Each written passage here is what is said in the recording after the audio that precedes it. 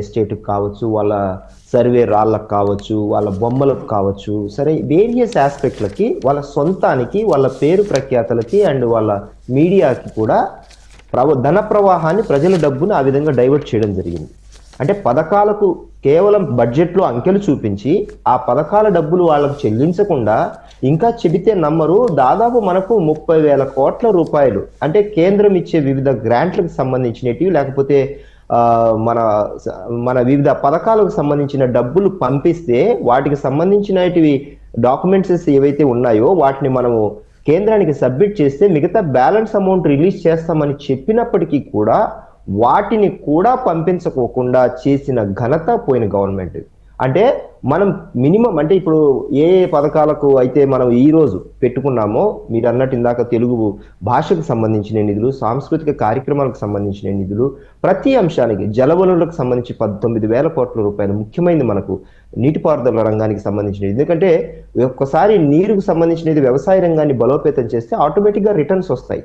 గత పాలకులకు సంబంధించిన విషయాలలో ఏది చూసుకున్నా కూడా అలాంటి విషయాలలో దారుణమైన మోసాన్ని చేశారు రాష్ట్ర ప్రజలు.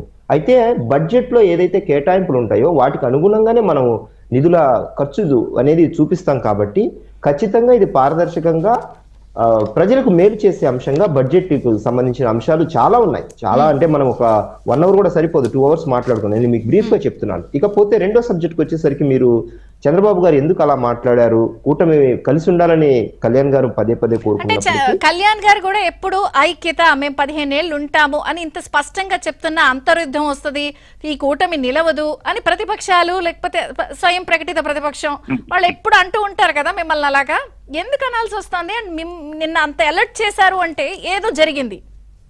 అంటే ఒకటి మేడం, ఇప్పుడు దానికి ఉదాహరణ కూడా చెప్తాను చూడండి. ఒక గవర్నమెంట్ దిగిపోవడానికి ఒక చిన్న ఘటన సరిపోతుంది, లేదా ఒక 2003 ఉదంతం అనుకుంటాను.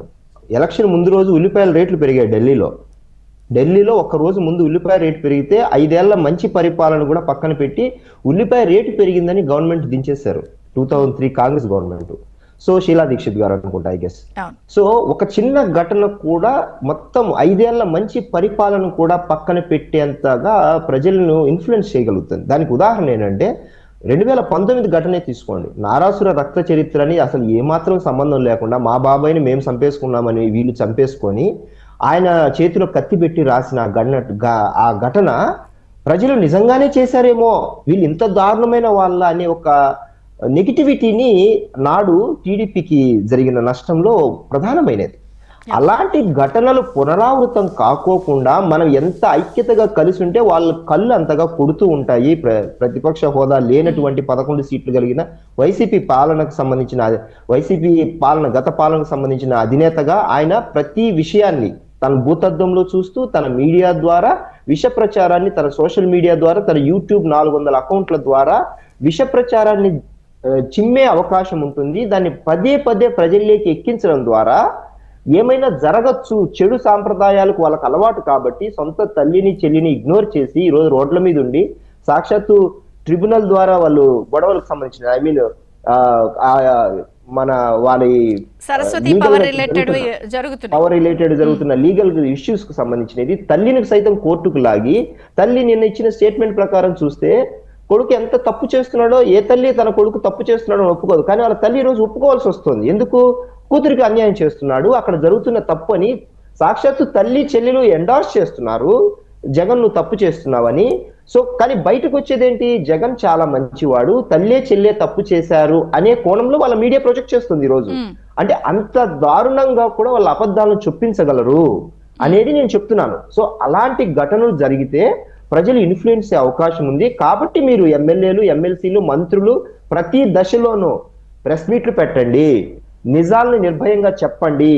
తప్పు జరుగుతోందని ఏ అవకాశము, లేకపోతే పొరపాట్లు జరుగుతున్నాయి, లేకపోతే విష ప్రచారం జరుగుతుందని ఎక్కడ మీకు అనిపించినా ఇమీడియట్ గా దానికి సంబంధించిన మాధవ్ ఉన్నారు అంతర్యుద్ధం వస్తోంది అని, లేదా సోషల్ మీడియా వేదికగా అబ్బెబ్బే వాళ్ళకి ఏయో లుకలుకలు ఉన్నాయండి, ఏదో తేడా ఉందండి అనే ఒక సందర్భం, ఆస్కారం ఎందుకు వస్తుంది?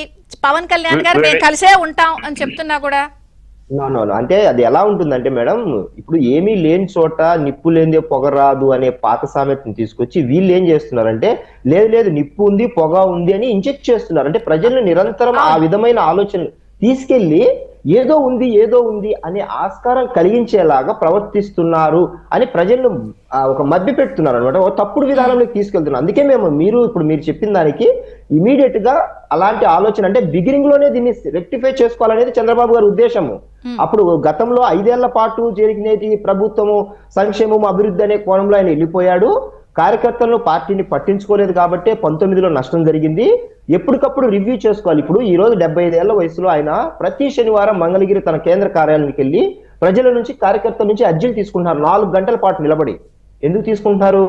అంత బిజీ షెడ్యూల్లో కూడా ఒక ముఖ్యమంత్రిగా అన్ని శాఖలను చూసుకోవాల్సిన అవసరం ఉన్నప్పటికీ కూడా ఈరోజు సమయం కేటాయిస్తున్నారు. ఎందుకు కేటాయిస్తున్నారు? ఆయనకు తెలుసు కార్యకర్తలను, పార్టీని, ప్రజలను కాపాడుకోవాలి ఒక పక్క ప్రభుత్వంలో ఉంటూ కూడా అని. కాబట్టి బిగినింగ్ నుంచి ఆ పొరపాట్లు జరగకూడదని